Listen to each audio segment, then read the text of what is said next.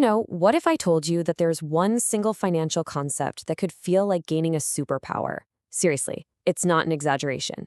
Understanding how interest works can totally change your financial future, and that's exactly what we're going to unlock right now together. I mean, listen to this. Albert Einstein supposedly called compound interest the eighth wonder of the world. And this quote, it just hits the nail on the head. It perfectly captures this idea that it has two sides, right? It can be an incredibly powerful ally if you get it, or a really tough opponent if you don't. So let's break down exactly why that is. Okay, but before we can really get a handle on this whole interest thing, we have to understand where its power comes from. Think of it like its source code, and that's a core idea called the time value of money. So let me ask you a really simple question. Which one would you choose? I bet like 99% of us would say, give me the money today. It just feels obvious, doesn't it? But the reason why it's so obvious, well, that's where this superpower really starts to take shape. All right, so here's the official definition. But all it really means is that the money you have in your pocket right now is way more powerful than the exact same amount of money in the future. Why? Because you can put today's money to work immediately. It has earning potential. That future money is just, well, it's just sitting there, waiting to exist. Think about it this way. That $1,000 today isn't just $1,000. It's like a seed. If you plant that seed in, say, an investment that earns just 5%, in 1 year, it's not $1,000 anymore. It's grown into $1,050. That potential to grow, that's what gives today's dollar all its power. So that whole earning capacity we're talking about, it's all driven by interest. But, and this is a big but, not all interest is the same. There are really two main types, and they act like the engine for your money's growth. Let's check them out. First up, you've got simple interest. And honestly, it's pretty much what it sounds like. It's simple. You put your money in, and you earn interest only on that first original amount, year after year. Super steady, super predictable.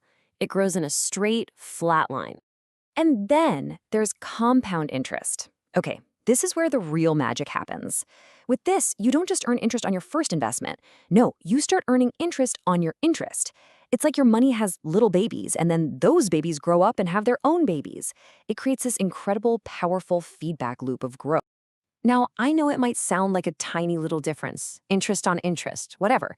But trust me, over time, it's the difference between walking up a gentle hill and strapping yourself to a rocket ship.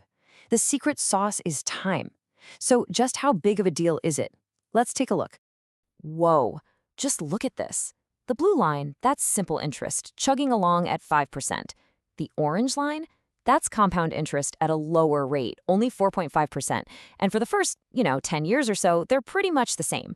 But then, just watch what happens. That orange line takes off. That curve, that is exponential growth in action. It's that interest on interesting creating a massive snowball effect that doesn't just pull ahead, it completely blows the other one out of the water. Okay, so now we get the engine, right? We see how powerful it can be. But let's bring this back to the real world. Because remember what Einstein said? This power is a double-edged sword. It can work for you when you save, or it can work against you when you borrow. Really, it all comes down to which side of the transaction you're on. When you're saving or investing, you're basically the lender. You're letting your money go to work, and compound interest becomes your absolute best friend. But when you borrow money, for a car, on your credit card, suddenly you're on the other side of that deal. And now that same powerful force is working directly against you. All right, to make this totally crystal clear, let's use some real numbers. Let's say we're talking about $10,000. And we're going to look at two scenarios, one where you're a saver and one where you're a borrower. Okay, first, you're the saver. You put your 10 grand in a savings account. The bank gives you a 3% interest rate for the year. By the end of the year, boom, you've earned an extra $300. That's money you literally made for doing nothing but letting your money sit there. But now let's flip the script. You go to that same bank and you borrow $10,000. They give you a loan that the interest rate is 7.5%. So in that same year, the cost of borrowing that money is $750. Look at that. You paid more than double what you earned. That is the double-edged sword in action. Okay, so the lesson seems pretty simple, right? We want to be the one earning interest, not paying it. Got it. But hold on. There is one more crucial piece to this whole puzzle. a kind of hidden thief that can silently eat away at all your hard-earned gains. And that thief is inflation. So let's go back to our saver example for a second. You earned 3% on your money. You look at your account, the number is bigger. That feels like a win, doesn't it? But wait a minute. In that same year, what happened to the price of everything else? Your groceries, gas, rent, it all went up too. So the real question isn't just how many more dollars do I have? The much more important question is, what can I actually buy with that money? What was your actual gain in what we call purchasing power? And to figure that out, there's a really simple formula. The rate the bank advertises, that 3%, that's called the nominal rate. It's the number on paper. But your real interest rate, the one that tells you your true gain, is just your nominal rate minus the rate of inflation. So here's the bottom line. Let's say you earned that 3%, but inflation was 2% that year. Well, that means your real return, your actual increase in buying power, was just 1%. Inflation literally came in and stole 2/3 of your profit without you even noticing. And that is why it is absolutely critical to always look at your returns compared to inflation. Phew, okay. So we've covered the time value of money. We've talked about simple versus compound interest, the two sides of the coin, and that sneaky thief inflation. So now let's wrap this all up. Let's figure out how you can actually put this financial superpower to work. It really just boils down to 3 simple but super powerful steps. Number 1, start early. Like as early as you possibly can.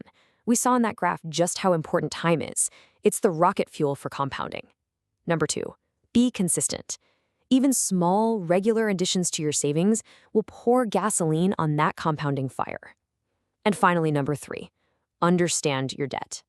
You have to know when this superpower is being used against you and manage it. And really, that's it. This isn't some complex secret that's only for Wall Street geniuses. It's a fundamental tool that is available to every single one of us. Understanding how to make money work for you instead of against you is a skill that absolutely anybody can learn. That 8th wonder of the world is sitting right there waiting for you. The only question left is, how are you going to use it?